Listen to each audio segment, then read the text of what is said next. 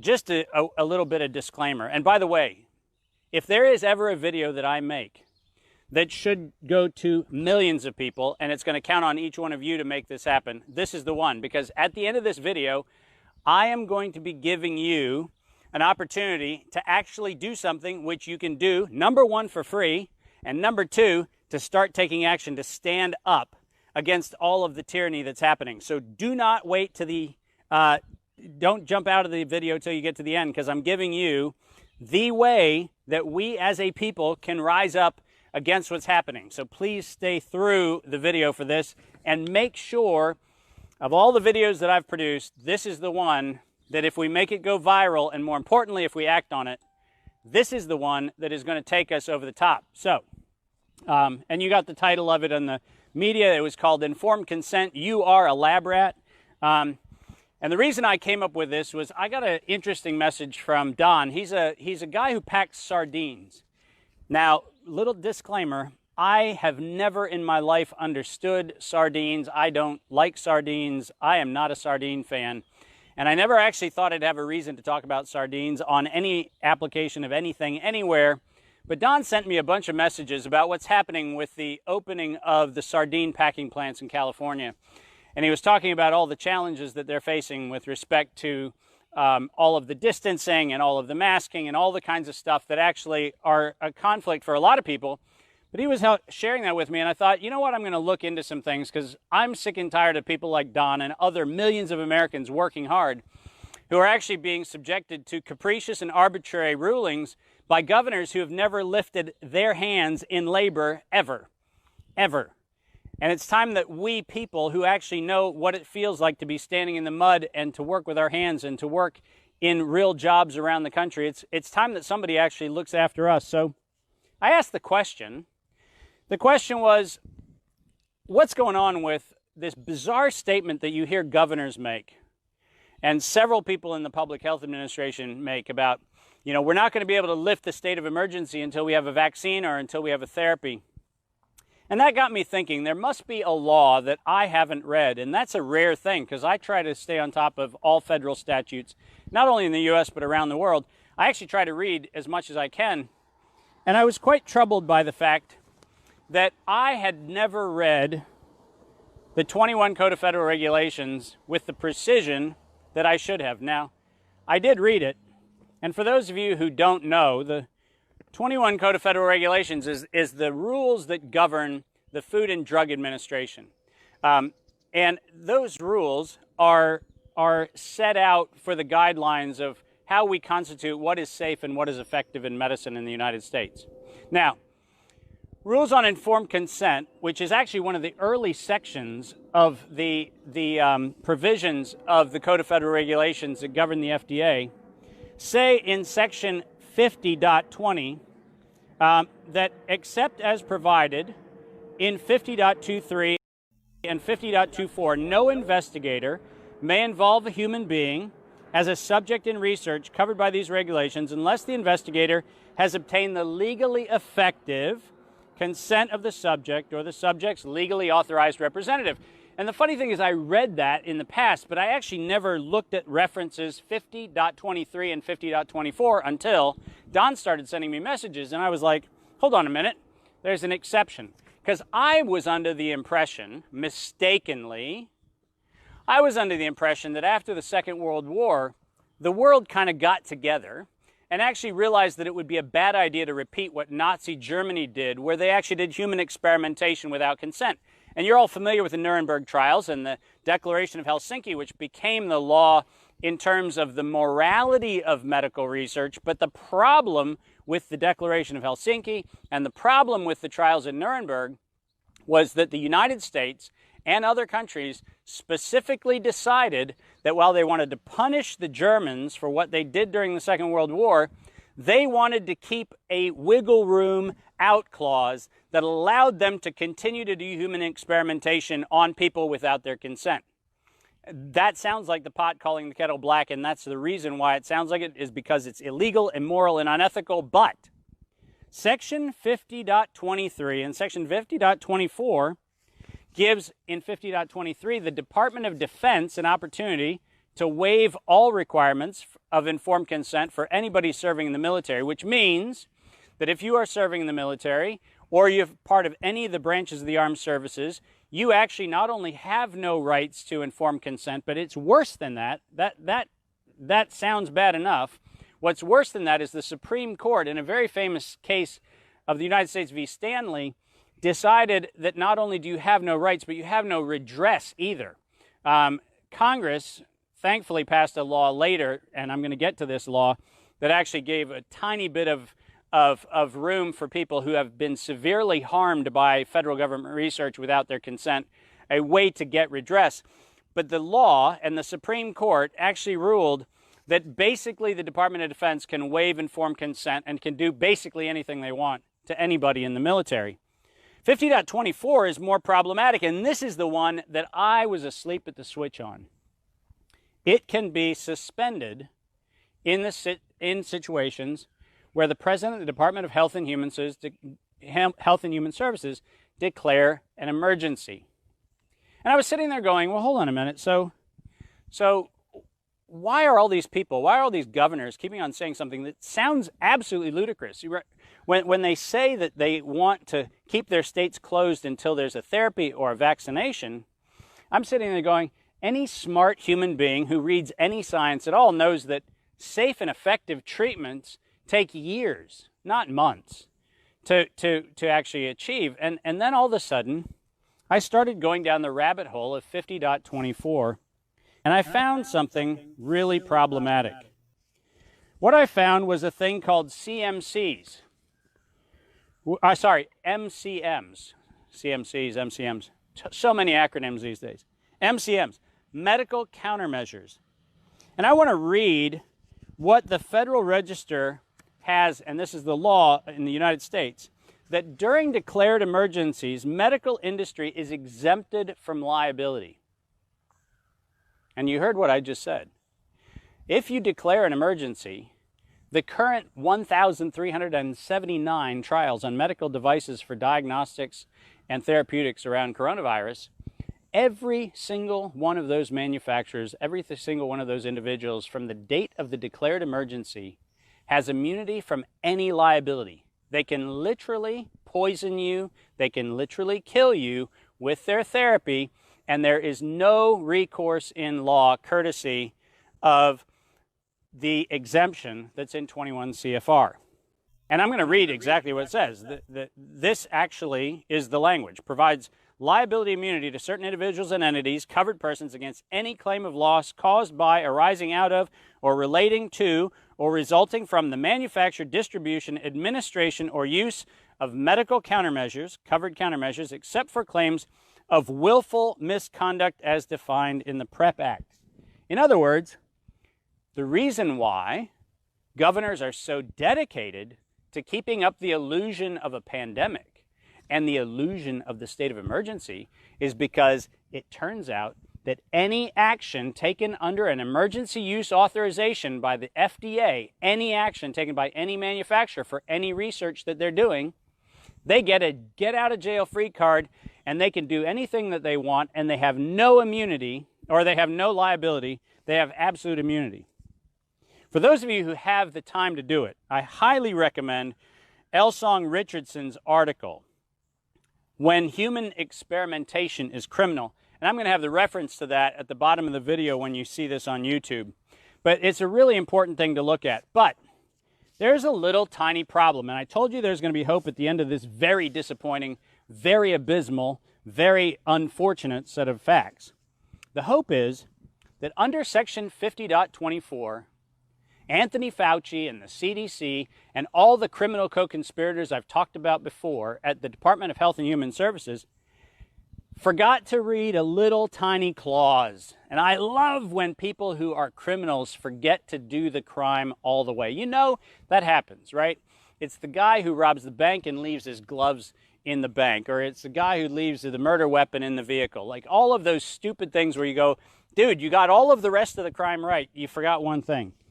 And the one thing they got wrong was for 50.24 to work, there has to be, and I quote, concurrence of a licensed physician who is a member of the or a consultant to the Institutional Review Board and who is not otherwise participating in the investigation. In other words, if there was going to be a clinical trial on any intervention for coronavirus, there had to be somebody not associated with any of the therapies. Ha-ha! This, my friends, is where we enter into the rabbit hole of the fun, because you'll notice that every individual that is in the advisory program and every individual that has been active in stipulating the biggest of the clinical trials, which is called social distancing and face mask wearing, which is clinical research as a defined term under the FDA standard of clinical research, they screwed up by not having an independent institutional review board, which is required under the 50.24 waiver. In other words, they thought they were getting away with absolute immunity, but they screwed up because they kept the conspirators all in the room and forgot that they have to have somebody who is independent.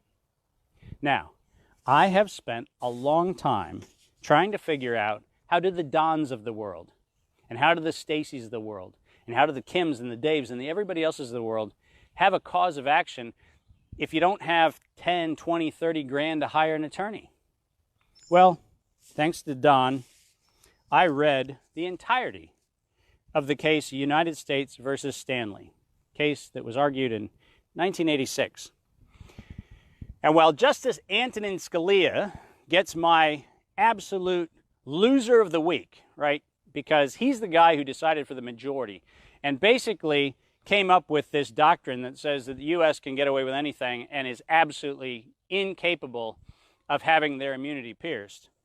Justice Brennan and Justice O'Connor dissented with the majority in that Supreme Court case. And I want to read you what Justice Brennan wrote.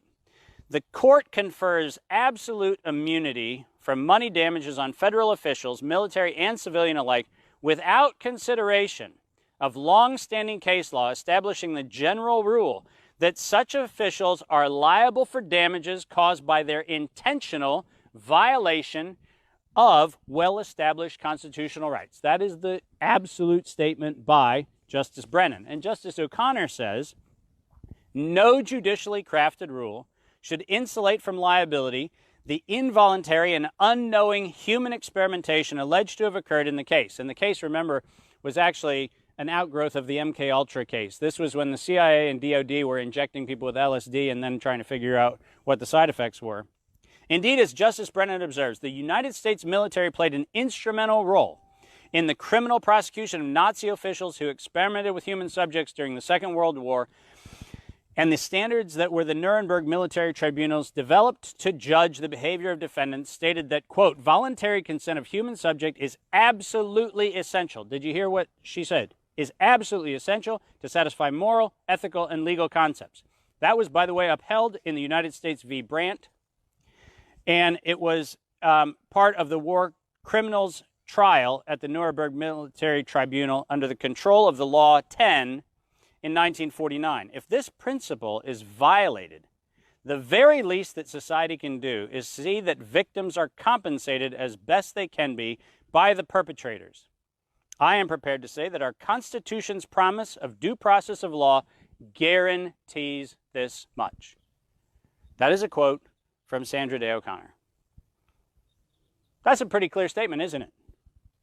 So I was sitting there thinking to myself, okay, self, if two well-respected Supreme Court jurists actually come to the same conclusion that any normal human being would come to, which is that no constitutional rights can be abridged because somebody decides to act in an arbitrary and capricious manner and put against their will a human subject in an experiment, then what's going on right now? Now let's break this down really simply. You are part of an experiment. There is no medical or scientific evidence at all that the 6-foot distance has anything to do with the way a healthy population stays healthy in our society. Social distancing is based on droplet studies which have never been associated with actual epidemiologic data. So when Dr. Birx gets up and says, we now think that there's science to justify social distancing, Dr. Birx is lying to you. There is no science justifying it. It's a belief system. And the Supreme Court has been very clear on the difference between science and belief, which means if you are currently living under an order to social distance, you are part of a large epidemiologic experiment.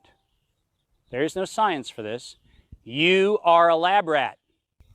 If you are being told, like we're going to here in Virginia tomorrow, where the tyrant in Richmond, Governor Northam, who in near criminal negligence as governor, sought to impose face mask rules on the populace, but just this weekend was seen hugging and rubbing shoulders with individuals at Virginia Beach with no mask and no 6-foot distance.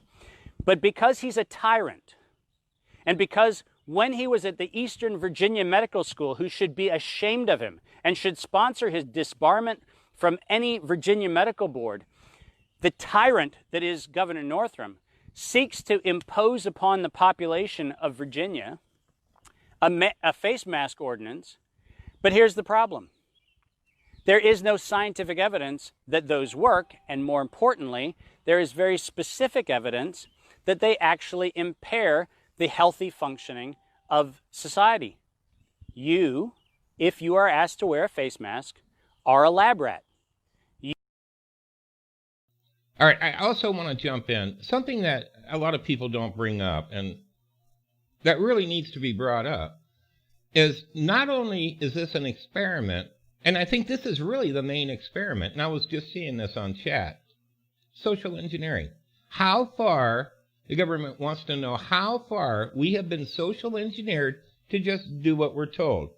That, my friends, could be the actual social experiment. You are subject to an investigation. Social distancing, face mask wearing, both are experiments. They are experiments promulgated by the Department of Health and Human Services, supported by the Center for Disease Control, and they have no institutional review board authorization, which means they are in violation of the law. And that, my friends, is the reason why I hope millions of people hear what I'm about to say. After the injustice that was given to the Stanley case, and just for your reference, the Stanley in the Stanley case was a veteran of the Korean War and I believe also the Vietnam War. He was subject to all kinds of clinical experimentation, and his life was actually severely damaged. He went on to be a Florida police officer and continued to serve his country, but his country didn't serve him back. And after reading the dissent to the Supreme Court's decision in 1986, Congress passed an interesting law that created a very interesting action you can take. Now, tomorrow, if you download the YouTube version of this video, you are going to see a sample Form 95. It's called Standard Form 95. It's not complicated. Standard Form 95. You go to the U.S. Department of Justice website and you download Standard Form 95. What is... Well, all right, guys, I got to bring up. Pay attention on this part because he's going to walk you through the procedure that you need to go through. And there's another reason that you may want to do this. And I'm going to tell you what it is. You're going to make a lot of money. A lot of money. So it's worth the time. Not only will it help us be free again, there's also going to be a financial benefit. Standard Form 95. Here's what it is. It is your pathway to actually find a criminal or a civil liability, define it, and seek redress from the agency of the federal government that harmed you. What's harm? Well, if you lost your job, if you lost customers, if you were physically harmed because you couldn't go to doctor's appointments, you couldn't do the things that you needed to do to maintain your health, the Department of Health and Human Services is actually supposed to get their liability notice from you. And you need to download Form 95, and then you need to fill it out, and you need to send it to the U.S. Department of Health and Human Services, Office of the General Counsel, 200 Independence Avenue Southwest, Washington, D.C., 20201. And in that form, you need to say that the Department of Health and Human Services, through the Center for Disease Control and the National Institutes of Allergy and Infectious Disease, sought and filed and received a patent starting in 2003, which made the identification, the detection, and detection kits for coronavirus not available to the general population. They, by virtue of that act, by filing that patent, they made it impossible for the public health interest to be served. And that's the beginning of the damage. In 2007, they extended their patent filing, and in that patent filing sought to actually patent the virus, which is against 35 U.S. Code Section 101. In 2013 and to 2018, they worked to use international sources and take the research on gain of function, which was determined by the National Institutes of Health in 2013 to be unethical. They decided to take it offshore and work with the Wuhan Institute of Virology so that they could get around the ethical and legal implications of the work being done here in the United States. And they did that willfully, so that at September 2019, in the publication World at Risk from the World Health Organization, Dr. Anthony Fauci and the members of the committee that actually are affiliated with the Bill and Melinda Gates Foundation could make a recommendation that a respiratory-based pathogen simulation must be run with no institutional review board review, with no independent physician certifying that their actions were legal, therefore getting them out from the exclusions of Section 50.24 of the 21 Code of Federal Regulations. They decided to start a clinical trial that you have become an unwilling participant in. And the damages that you have, the damages that are your loss of livelihood, your loss of access to health, your loss of access to liberty, the costs associated with your shutdown, the fact that you have not been able to work, the fact that you have not been able to deal with childcare, every one of those facts is now a financial liability under the standard form 95 submission. All right, let me jump back in again, guys. Mainly, I want to make sure that you understand. A lot of people don't understand how a lawsuit works, okay? You could be wronged. Okay, you could be wronged. And legally, you are right, 100%. And you got this guy or gal, you've got him, period, okay? The problem is if you have no damages, then yes, you can win a judgment, but you'll get nothing in return. So what he's trying to explain to you is you need to take a look at what damages you have experienced because of the shutdown, because of the whole coronavirus escapade.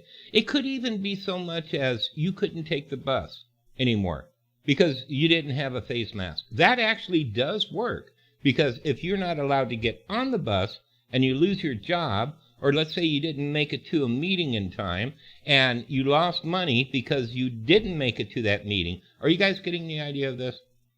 You have to find where there's actual damages that need to be reimbursed to you. And that's what he's trying to say. To the U.S. Department of Health and Human Services. Now here's where it's going to get fun. They're required by law to respond to you. And the best thing about it is there's a time limit on it. They have to respond within 90 to 180 days, depending on whether they get some wiggle room. But here's the other part of that. You have 2 years from the date of the injury, or from the date of the civil claim, or from the date of the crime. You have 2 years to do this filing. But here's what I want you to do. I want you to join me. And starting tomorrow, I want the Office of the General Counsel of the Department of Health and Human Services to be overwhelmed with millions of claims. I want every person who has filed an unemployment claim, I want every one of those people to fill out a Form 95 and send it to the Office of the General Counsel. I want the Department of Health and Human Services to know that their violation of their own rules, which led to the destruction of your life and your livelihood, I want them to know that it comes at a cost. And I want every single one of you, and I want all of the people that you share this video with, to take that form and flood the Office of the General Counsel. I want millions of pieces of paper on their desk, and I want to hear a week from now that the Office of the General Counsel of the Department of Health and Human Services has been overrun with over 30 million. That's my goal. 30 million individual forms of claims for benefits for an illegal clinical trial. And the specifics on the clinical trial, just so you get it right, are you have been forced to an experiment in which you did not give consent. And the experiment was called social distancing and face mask wearing. That's the experiment. There is no institutional review board. There is no independent doctor. And it is up to you now to take a stand, because we, the people, have an ability to have our voices heard. Remember in the Stanley case, one courageous veteran stood against the tyranny of the Department of Defense's experimentation with LSD and stood against the tyranny of the CIA's investigations with LSD. One veteran stood alone, and that got Congress to act in 1986 and 1987. Please understand, ladies and gentlemen, if 1 million of us act, if 30 million of us act, if 100 million of us act, we will be heard, because they have no recourse, because they wrote the rules and they didn't follow them. So the bad news that I started with, you're a lab rat, the bad news is almost. They think you are. And every time you see people social distancing or face mask wearing, that's all part of the lab rat exercise. And remember, the data they want to collect is, did that somehow change the way coronavirus spread? Well, the answer is they'll never know. As it was just reported in the UK, the former director of the World Health Organization was lamenting the fact that we probably won't get to a vaccine because coronavirus, as I said to you a couple weeks ago on this video, is going to burn itself out. All right. Did you guys hear that? Coronavirus is just like SARS did. It burns itself out.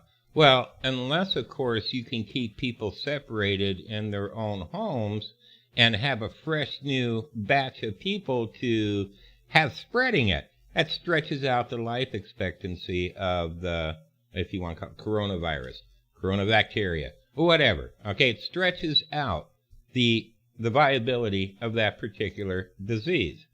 Oh, kind of making a little more sense about that whole stay-at-home stuff now, doesn't it? Because that's what coronaviruses do.